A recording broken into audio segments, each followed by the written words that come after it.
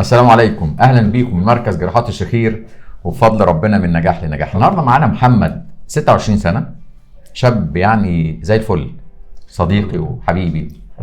ويعني تعبان بقاله فتره طويله جدا. بابا بيقول لي بقاله 6 اشهر، ده كلمته. ده اخر 6 اشهر، ده كان قبل كده سنين، بس اخر 6 اشهر دول كان حاله قاعد من الشغل. يعني الشغل قال له خليك في البيت. ليه تعب. صداع طبعا مش طبيعي، وأرق من قلة التنفس، كان الموضوع صعب جدا. كان نص ساعة. احكي لي كده، احكي لي يعني كام سنه تعبان واخر 6 اشهر اخبارك؟ يعني انا مثلا بقالي 10 سنين عندي جيوب انفيه. يا راجل 10 سنين؟ انت كلك كام سنه عشان يبقى بقالي 10 سنين؟ طبعا الدكاتره مسكنات بس ادويه، برتاح شويه وارجع تاني برضو نفس ايه الشكوى كانت ايه؟ خرقه في النفس والتهاب في الجيوب الانفيه. طبعا ولا يعرف ياكل ولا يعرف يشرب ويخس، مش عارف للدرجه دي. ينام. احنا كنا يعني هو متجوز جديد لدرجه ان بقى حتى في مشاكل. في مشاكل. مش عارف طبعا. انا عارف في مشاكل، ما فيهاش كلام. مش عارف ينام، طبعا مش عارف يشتغل طبعا. وعريس جديد، معقوله؟ لا، حياته تلخبطه بالذات اخر 6 اشهر دول. هو شاف الاول واحنا شفنا الاول معاه برضه للدرجه دي. طبعا كشفت على محمد، لقيت عنده عوجه في الحاجز الانفي غير طبيعيه الحقيقه، وكسر جامد جدا مع تضخم في الغضاريف في الناحيتين. وعملنا له عمليه من 10 ايام، ولسه شايلين له الفتيل الدعامه النهارده. وكان جاي طبعا خايف وحط لي بنج ومناخيري مسدوده. حط لي بنج. لا بس الحمد لله، حاسس ان يعني قادر اخد نفسي. كنت باخد نفس على طول من بقي، دلوقتي الموضوع مختلف تماما. من كنت نفسه من بقه جاله التهاب في بقه يعني. كنت طبعا. الصداع اخباره ايه دلوقتي؟ لا احسن بكتير. احسن قبل العمليه؟ بكتير. بكى من الصداع. ده ايه؟ انا شفت الصداع كان بيمسك بيبكي من الصداع. الموضوع كان صعب جدا. انتوا مش حاسين اتهمنا ان احنا مش حاسين بيه يعني. طبعا والله قال له طبعا. مش حاسس بيا. طبعا انا تعبان طبعا. مش حاسس. محدش قال لك ان عندك عوجه في الحاجز او كسر في الحاجز؟ الموضوع بسيط يعني، ما هوش محتاج يعني.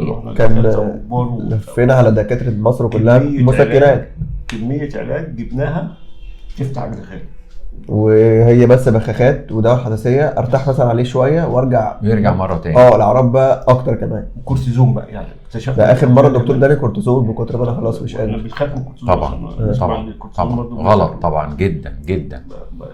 قول لي كده يعني بعد ما شلنا الدعامه كده. لا حاسس ان انا قادر اخد نفسي. الموضوع كان صعب قوي. كان صعب. بقول لي نفسي اخد نفسي يعني كلمه طبعا يعني كلمه عاديه، كلمه عاديه. الدنيا كلها بتتنفس. انا نفسي اخد نفسي يعني. كلمه صعبه والله يا جماعه. فعلا موضوع النفس نفس ده الانف مهمه.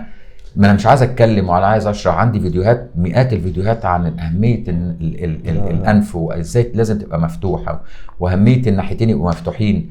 فجمله واحده بتكفي كل الكلام ده. انا عايز اتنفس. اقول لك بس حاجه. عندي حفيدي 3 سنين. احنا برضه عشان ممكن خبط الحته دي مزرقه شويه. نجيبها له طبعا. احنا اتكلمنا طبعا، فقلنا لازم نوديه ينورني طبعا، نجيب له دكتور. طفل عنده 3 سنين طبعا، حرام يخش في نفس المشكله.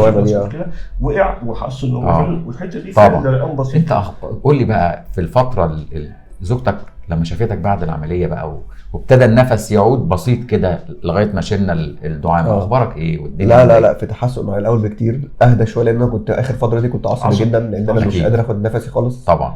لا الموضوع اختلف تماما يعني الحمد لله. مش عارف اشتغل يعني. حتى اخر فتره خدت اجازه وقلت لهم انا مش قادر اركز، مش قادر للدرجه دي. صداع كان بيبهدلني، صداع بقى فعلا كان صعب جدا يعني. احنا الاول لقينا يعني كنا بنلاحظ ان هو بيتدلع شويه. الله ينور. مأفورها شويه. بالظبط كده. والدته قالت له يعني مش كده، مفيش كده. لكن لما لقينا بقى كده تعب وبيخس طبعا. لا طبعا.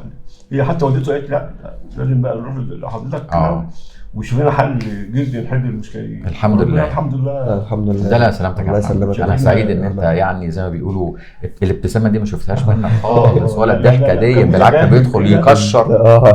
ما بيقعدش مع اصحابه يعني. جاله حلقه يعني عايز يقعد مع والله يعني. طبعا. اخر شهر ده قاعد مع نفسه مكتئب. مش قادر بقى، اللي هو الصداع مخليني مش قادر اتحرك، وبعدين طبعاً. بنام طبعا نفسي كله من بقي، واصحى مش قادر، حاسس ان جسمي مكسر، ولا يا لا جماعة حاسس ان ده انا بنام. 26 سنه يعني يعني لسه ما يعرفش حاجه يعني ايه كلمه صداع، ولا يعرف حاجه يعني ايه وجع، ولا يعرف حاجه يعني ايه تعب. 26 سنه مش ممكن. لا الحمد لله يا دكتور، ربنا يعني يسلمك. الله يسلمك يا دكتور. نورتنا بنورك. بفضل من ربنا ان يعني لا ربنا يبارك لك. المرضى بيجوا لنا آه. يعني متألمين زي ما بنقول، ويخرجوا من عندنا بفضل ربنا يعني ربنا يبارك لك يا دكتور بجد. وعافيته وفضله علينا، بيخرجوا في احسن حال. الحمد لله. ده من فضل ربنا علينا والله. الحمد لله. الحمد يا لله. ربنا يبارك لك. الحمد لله. وزي ما بنقول دايما اللهم علمنا ما جهلنا وانفعنا بما علمتنا. مع تحياتي ودعواتي دكتور هشام ابراهيم. شكرا.